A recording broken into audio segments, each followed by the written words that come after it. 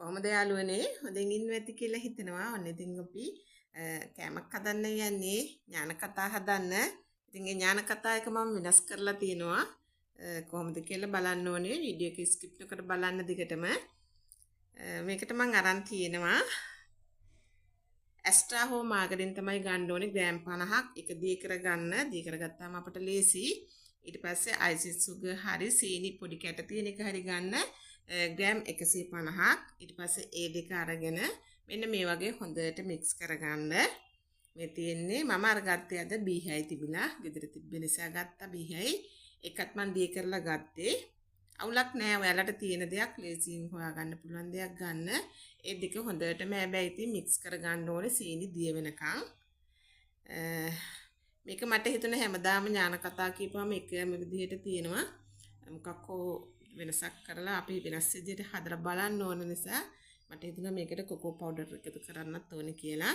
ඉතින් මම මේ දැම්මේ බිත්තරයක්. බිත්තර එකක් ඇති. බිත්තරේ දාලා හොඳටම මික්ස් කරගන්න ඕනේ ක්‍රීම් එකක් වගේ එනකම්ම ලස්සනට. කැලි කැලි තියෙන්න බෑ ක්‍රීම් එකක් වගේ වෙනකම්ම ගහගන්න. විනාඩියක් දෙකක් යනවා මොකද සීනි ටිකක් කැට තිබ්බොත් දිය වෙන්න වෙලා යනවා. නැත්තම් නම් ගැටලුවක් නෑ. අයිසින් සුගර් උනත් මේකට පාවිච්චි කරන්න පුළුවන්. ඒ කියන්නේ සීනි බ්ලෙන්ඩ් කරලා ගන්න. අයිසින් සුගර් හොයන්න යන්න එපා ගණන්. ඒකට ඊට පස්සේ වැනිලා තේ හැන්දක් දාගන්න. එකත් හොඳට මික්ස් කරගන්න කලවම් හැම තැනම ගෑවෙන්න මේ හොඳින් කලවම් කරගන්න. ඊට පස්සේ මේකට දාන්න ඕනේ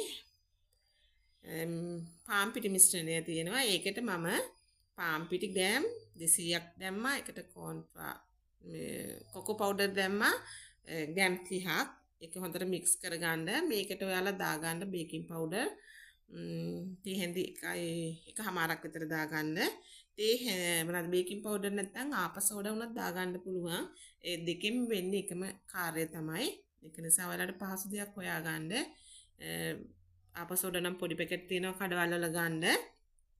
බේකින් පවුඩර් නම් හොයන්න යන්න ඕනේ ටවුමට විතර වගේ. ඔන්න ඒ ටික ඔක්කොම එකට දාලා තමයි මම මේ හලාගත්තේ. මොකද මේ ටික ඔක්කොම කලවම් වෙන්න ඕනේ. ඊට පස්සේ මේකෙන් අපි ටික ටික මෙන්න මේ බැටර් එකට දාලා හොඳට අනා ගන්න ඕනේ. ඉස්සල්ලාම නම් හැන්දකින් මේ වගේ කලවම් කරගන්න. ටික ටික එකතු කරන්න. මේ ටික හොඳටම කලවම් වුණාට පස්සේ ඉතුරු පිටි ටික එකතු කරන්න. හැන්දක් පාවිච්චි කරන්න. ටිකක් මිශ්‍රණය ඝන වුණාට පස්සේ අතින් කරන්න පුළුවන්. එතකොට නැත්තම් අතේ ඇලෙන ප්‍රමාණය වැඩි. ඒක නිසා හැන්දක්ම පාවිච්චි කරලා කරගන්න. මෙන්න මේ වගේ ගුලිය වගේ කැරකෙන්න අතේ ඇලෙන්නේ නැති පදමට දාගන්න ඕනේ. ඔයාලා ගත්ත පිටි මිශ්‍රණය මදි නම් වැඩිපුර ටිකක් තියාගන්න ඕනේ. මම මේ ග්ලව්ස් එකක් දාගත්තා. ඒ වුණාට ඒක හරියන්නේ නැති වගේ. ඒකෙත් ඇලෙනවා. එකත් අයින් කරලා මම අතින් ගණන් ගන්න ඕනේ. අමාරුයි. ඉතින් ඔයාලත් පහසු විදිහට කරගන්න. අතින් අනා ගත්තත් ගැටලුවක් නෑ. අපි ඉතින් අත් පිරිසිදු කරලානේ මේවට එනකොට එන්නේ. ඒක නිසා අතින් අනා ගන්න පුළුවන් නම් හොඳට මිශ්‍රණය හැබැයි ඉතින් අතේ ඇලෙන්නේ නැති වෙන්න තියෙන්න ඕනේ. මෙන්න මේ වගේ ඩෝ එකක් තියෙන්න ඕනේ. ඒ ඩෝ එකත් පැත්තකින් තියලා අපි හදා ගන්න ඕනේ ට්‍රේ එකක්. මේක දැන් අවන් එකකට දාන්න ඕනේ. මම යන්නේ අවන් එකේ දාන්න. අවන් එකෙත් පුළුවන්, ලිපෙත් පුළුවන්. ඉතින් ඔයාලට අවන් එකක් නැත්නම් ලිපේ හදා ගන්නත් පුළුවන්. මම ඉතින් දැන් ට්‍රේ එකට හදාගත්තා තෙල් කොලයක් දාලා ඒකට බීහයි ටිකක්ම ගාලා ගත්තේ. මෙන්න මේ වගේ ගුලියක් ගන්න පොඩිවට මම හදා දාන්නේ. පොඩි ඒවට අරගෙන මෙන්න මේ වගේ එක පැත්තක ගන්න ඕනේ. සීනි මට වෙලාවට තිබ්බේ පොඩි සීනි එකක් කැට. ඒකෙන්ද ගැටලුවක් නැහැ. ඉතින් ඒ ටික ඔක්කොම ඔයාලා මෙන්න මේ වගේ කඩතුල තියෙන්න බෑ ලස්සනට. එන්න මේවාලා මර පිටි දානකොට අතේ ඇලෙන්නේ නැති වෙන්න කියවට ගොඩ තද වෙන්න දාන්න එපා. මෙන්න මේ වගේ ඔයාලට සොෆ්ට් එකට තියෙන්න ඕනේ. ඔයාලට පේනවා නිකන් පැණි පාටට වගේ තියෙනවා. චුට්ටක් කැලෙන ගතිය වගේ තියෙනවා. ආයි ගාන්න පදම් තියාගන්න. මොකද මේක බේක් වෙන්නත් ඕනනේ. එහෙනම් ඒ දෙතමනේ තියෙන්න ඕනේ. ඉතින් ඔයාලා මේ හදාගන්න හැම එකේම සීනි ගා ගන්න ඕනේ. සීනි ටික ගාලා අපි අර හදාගත්ත ට්‍රේ එකේ තියාගන්න ඕනේ. සීනි ටික උඩට එන්න මෙන්න මේ විදිහට. ඔයාලා මේ ගුලියක් තියෙන තැන චුට්ටක් වැඩියෙන් එක්ස්ට්‍රා ටිකක් ගා ගන්න. මොකද එතන ඇලෙන්න බලනවා තෙත ගතිය වැඩි නිසා. ඔන්න ඔය විදිහට මම මේකට 6ක් තියා ගන්නවා. පොඩි ට්‍රේ එකක් නිසා ඒක ඊට පස්සේ බේක් කරගන්න යනවා. ඔයාලා මේ වෙලාවේ දැන් වැඩි අවසාන නිසා oven එකේ කරනවා නම් oven එක preheat කරගන්න ඕනේ. මම අපේ එක පොඩි එකක් තියෙන්නේ. ඒක 250 සෙල්සියස් අංශක විනාඩි 10ක් preheat කරගන්නවා. ඊට පස්සේ 250ම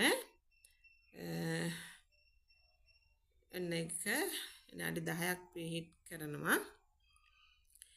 ඊට පස්සේ preheat වෙලා තින්නේ. දැන් මම තියන්නයි යන්නේ. ඔන්න තිබ්බා.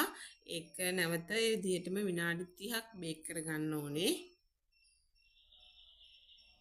ඒක oven එකෙන් oven එකට හැබැයි වෙනස් වෙනවා. ඉතින් මගේ oven එකේ ඔන්න ඔය ප්‍රමාණයට තමයි යන්නේ. ඔන්න 30කට තිබ්බා.